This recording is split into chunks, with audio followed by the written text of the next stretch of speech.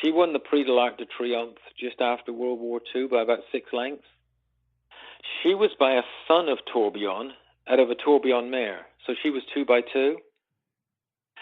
Now, she never had a foal, and everybody put that down to the close inbreeding, but she actually had a blocked fallopian tube, and her sister turned into a perfectly good producer.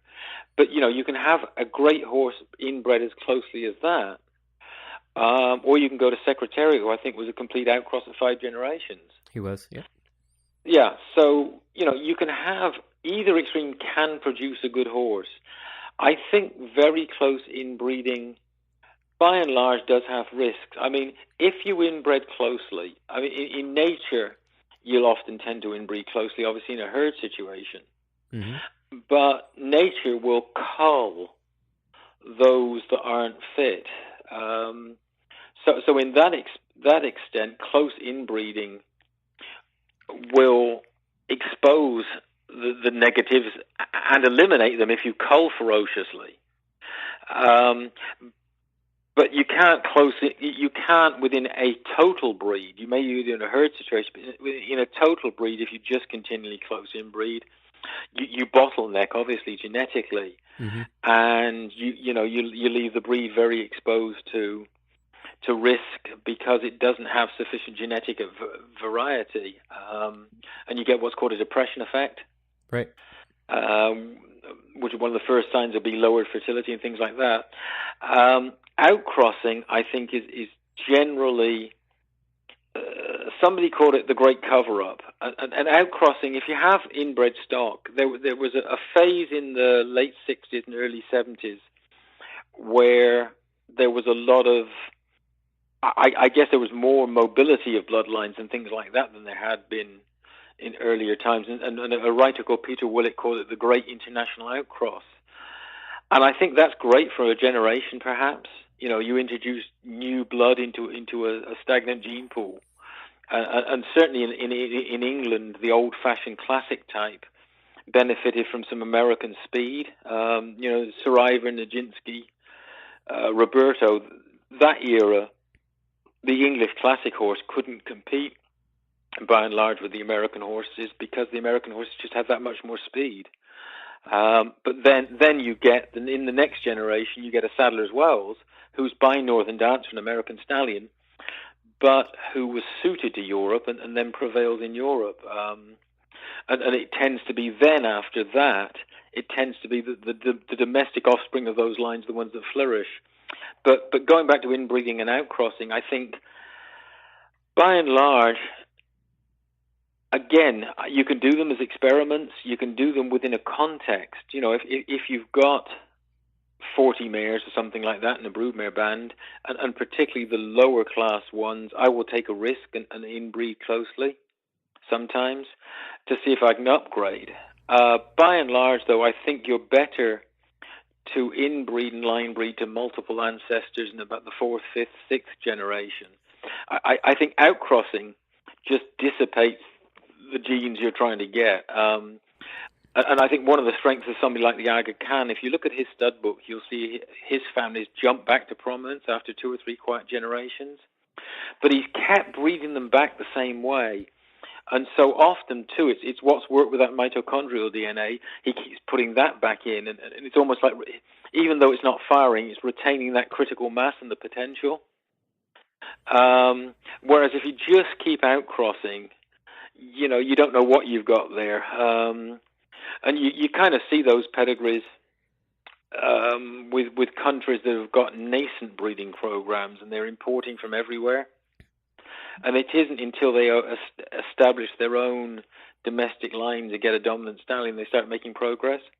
So I think the answer is, in general, close inbreeding. I mean, and I don't know about 2 by 2, but some close inbreeding might be worth an experiment with a lower class horse to attempt to upgrade, especially if you're careful about, if you've got. I mean, I don't think I'm giving away too many secrets to say Stormcat often was a negative influence for breathing. You probably don't want to send a mare with Stormcat close up, if it's through one of those lines that had that problem, to another branch of Stormcat that had that line and have Stormcat. He was also known for some turned out knees too, correct? Yeah, offset knees. Yeah, although one of those things, they moved pretty well through them. They didn't have a lot of soundness problems with them. Okay, great. Okay, so let me change gears one more time here and go Sure. back to the two recent starts that you planned. I want to start with Gunrunner. And I would love to see Daughters of Bernardini go to Gunrunner, because Quiet American would appear both through Daughters, and I'm a firm believer in inbreeding to intensely inbred individuals, and Quiet American meets that criteria as being an intensely inbred individual. Yeah. I mean, I think there's a lot of sense in that. I mean, a sort of a tangent to Quiet American, he was a program of the Tartan breeding program, and they also bred in reality. And in reality was inbred to War Relic, and War Relic himself was an inbred individual. But yeah, I mean, I can see a lot of sense in that with Gunrunner. I mean, the reason for the mating with Gunrunner was primarily twofold, and I've written before that there's no awards for ignoring the obvious. And Candy Ride had done well with Stormcat mares at the time, so there's a lot of obvious appeal in the Dam was a Giant's Causeway mare in going to Candy Ride. And Candy Ride has got in his broodmare sire, Blushing Groom and Northern Dancer through Leafard. Giant's Causeway is a Northern Dancer Blushing Groom cross, and then of course Candy Ride is a Fapiano line stallion. And Quiet American is also Fapiano. So you're kind of mixing those two things up. And I think the Fapiano line, and particularly through the Dr. Fager influence, the broodmare sire of Fapiano is somewhat unique.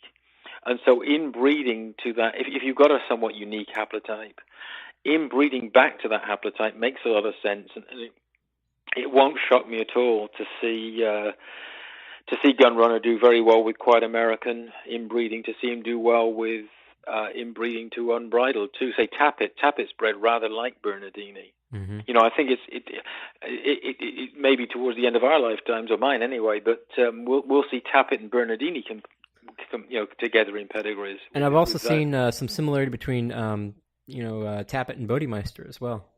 Yes, yeah. Absolutely, and those are the combinations. I think American Anthem, Bodemeister's Good Sprinter, is inbred to AP Indy already, so we're seeing that work. But no, I think this, especially with something that probably is a little unique in its haplotype, like the Fapiano and particularly Quiet American line. I think duplicating that makes a lot of sense. Great.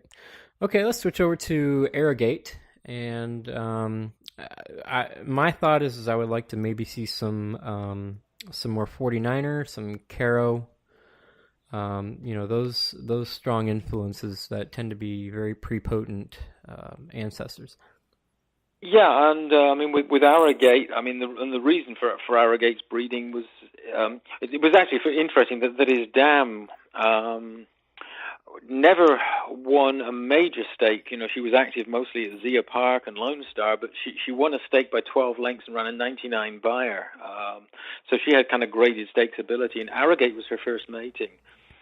And the mare was actually bought by the late Eamon Cleary. He started Clear Sky Farm, and his sons Eamon and Bernard run it now. You probably saw them on the TV. They were leading breeders last year. Got the Eclipse Award for leading breeders. But Eamon was he was a very, very clever pedigree guy and bloodstock guy himself, and he picked out the mare because he particularly looked for the raw talent that didn't show on the catalogue page. And she was a distorted humor mare who had that kind of, 99 buyers is obviously graded stakes winning, ability. So she had graded stakes winning ability, and it wasn't a big family close-up, but the second down was a deputy minister mare that was stakes placed, but was out of a great race mare called Meadow Star, who was a wonderful 2-year-old, and then trained on was a classic winner at 3.